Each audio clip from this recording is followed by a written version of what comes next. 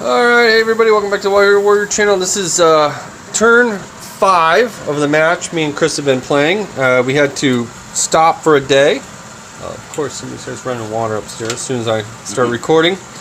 But, so just, you have to deal with it. So yeah, we've got a really good game going here. We had a very pivotal charge that Nate was in range and then made it, and I won the thing, so that really was a huge momentum turner. But as you can see, we've got squad there, right next to there. They got those vets there. The objective is there. I wasn't able to capture it because you have to have all enemies within 3 inches away from it. So that one's contested, still in the control of Chris. He got his new historic objective markers. What is this again, Chris? The 80. That is the 77. That is the shoulder patch from the 72nd Motorized. I think Guards Brigade. They're actually a historical unit. They're still active today. Oh, nice. But it dates all the way back to like 1943. Yeah, so he's really been making a theme list, and he's planning to have a road or a Bulgarian type of army. That's why a lot of these Soviet ones he's been making into making them look like his Bulgarian. So I like his themes. That wouldn't be for these though. That wouldn't be for that though. No, this would be for a later. No, you're splitting. You're going to make Soviets, and then you're planning to make a Bulgarian army. Correct. For the Axis, it'll be a Bulgarian force. Right. So that's why some of these paint schemes are kind of looking like they're more Bulgarian, because that's where they're intending to eventually be.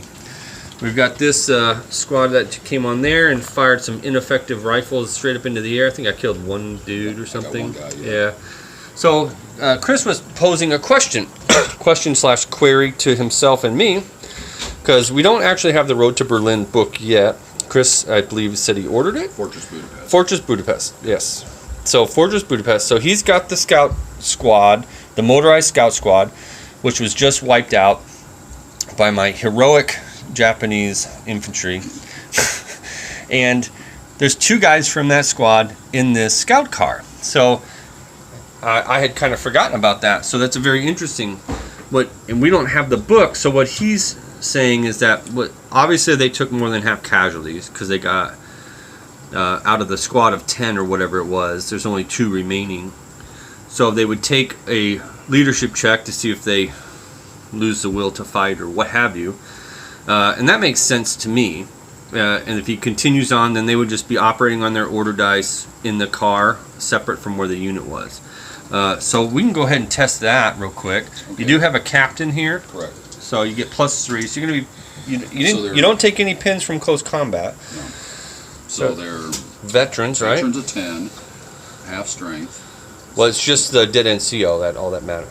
Half strength makes you make a check. Oh, okay. So the dead NCO, so that would still bring them back up to 10. So 9, then back up to 10 because of the captain. Okay. So they're good. Okay. So we'll keep their order dice in the bag, and they're in this vehicle. So now they'd have to choose what they want to do, whether it's fire guns or what have you. So we'll put that back in the bag. And then there's quite a bit going on. It's looking really good for the Japanese, I have to say, at the moment. The catch is it's turn 5, could end on turn 6.